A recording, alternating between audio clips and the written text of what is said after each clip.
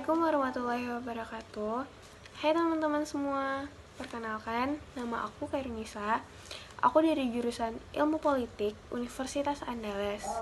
Nah, kali ini aku akan membahas tentang bab 1 dari sebuah buku Dasar-Dasar Ilmu Politik oleh Profesor Miriam Budiarjo.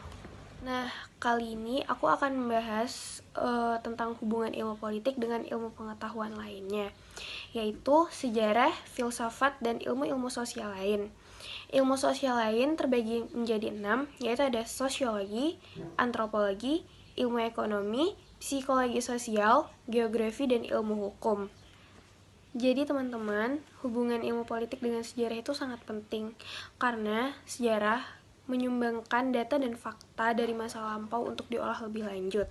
Nah, antara ahli ilmu sejarah dengan sarjana ilmu politik itu memiliki perbedaan pandangan.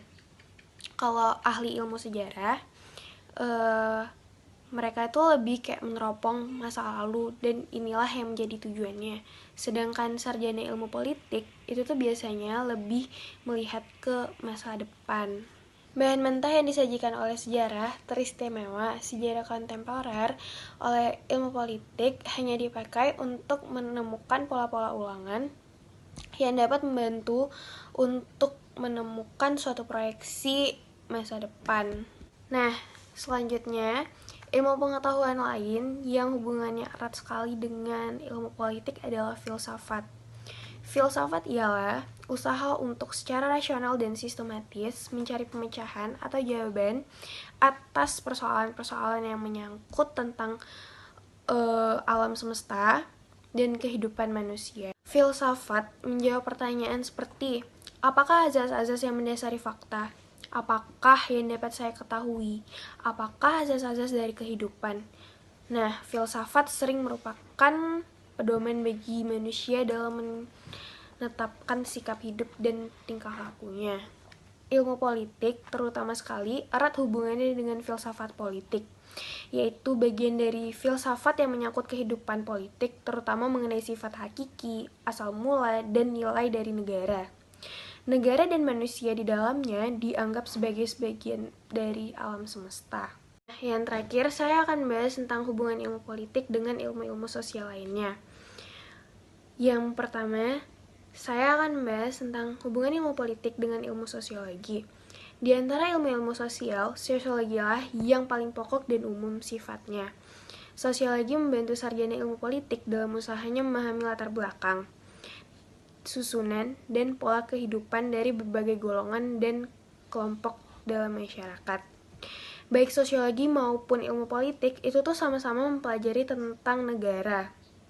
Akan tetapi, sosiologi menganggap negara sebagai salah satu lembaga pengadilan sosial. Yang kedua, hubungan ilmu politik dengan antropologi.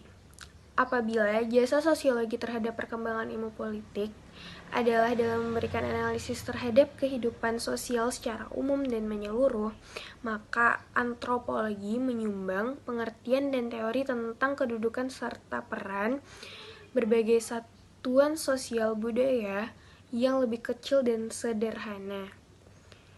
Mula-mula, antropologi lebih banyak memusatkan perhatian pada masyarakat dan kebudayaan di desa-desa dan di pedalaman. Sedangkan sosiologi lebih memusatkan perhatian pada kehidupan masyarakat kota yang jauh lebih banyak dipengaruhi oleh perkembangan ekonomi dan teknologi modern. Lambat laun, antropologi dan sosiologi saling memengaruhi baik dalam objek penelitian maupun pembinaan teori. Nah, yang terakhir saya akan membahas tentang hubungan ilmu politik dengan ilmu-ilmu sosial lainnya. Yang pertama, saya akan membahas tentang hubungan ilmu politik dengan ilmu sosiologi. Di antara ilmu-ilmu sosial, sosiologi lah yang paling pokok dan umum sifatnya. Sosiologi membantu sarjana ilmu politik dalam usahanya memahami latar belakang, susunan, dan pola kehidupan dari berbagai golongan dan kelompok dalam masyarakat. Baik sosiologi maupun ilmu politik itu tuh sama-sama mempelajari tentang negara. Akan tetapi, sosiologi menganggap negara sebagai salah satu lembaga pengadilan sosial. Yang ketiga, ada hubungan ilmu politik dengan ilmu ekonomi. Pada masa silam, Ilmu politik dan ilmu ekonomi merupakan bidang ilmu tersendiri yang dikenal sebagai ekonomi politik atau political economy, yaitu pemikiran dan analisis kebijakan yang hendak digunakan untuk memajukan kekuatan dan kesejahteraan negara Inggris dalam menghadapi saingan-saingannya seperti Portugis, Spanyol, Prancis, dan Jerman pada abad ke-18 dan 19. Dengan berkembangnya ilmu pengetahuan pada umumnya, ilmu tersebut kemudian memisahkan diri menjadi dua lapangan yang mengkhususkan perhatian terhadap perilaku manusia yang berbeda-beda,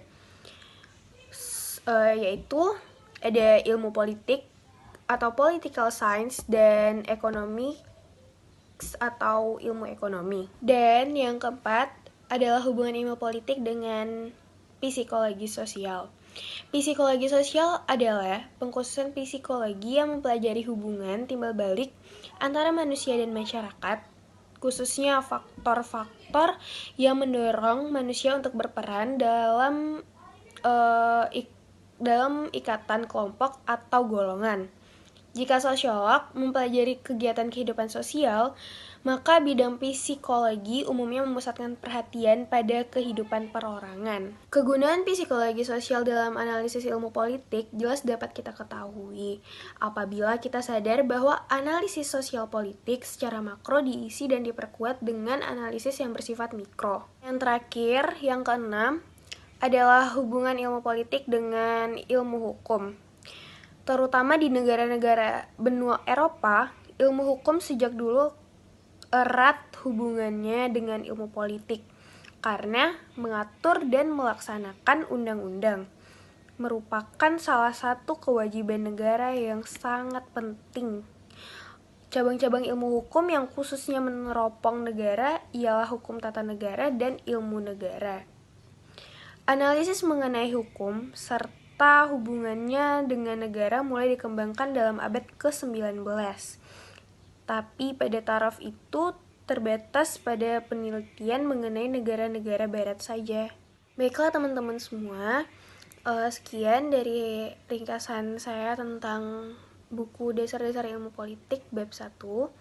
Apabila ada kesalahan, mohon dimaafkan. Sekian dan terima kasih. Assalamualaikum warahmatullahi wabarakatuh.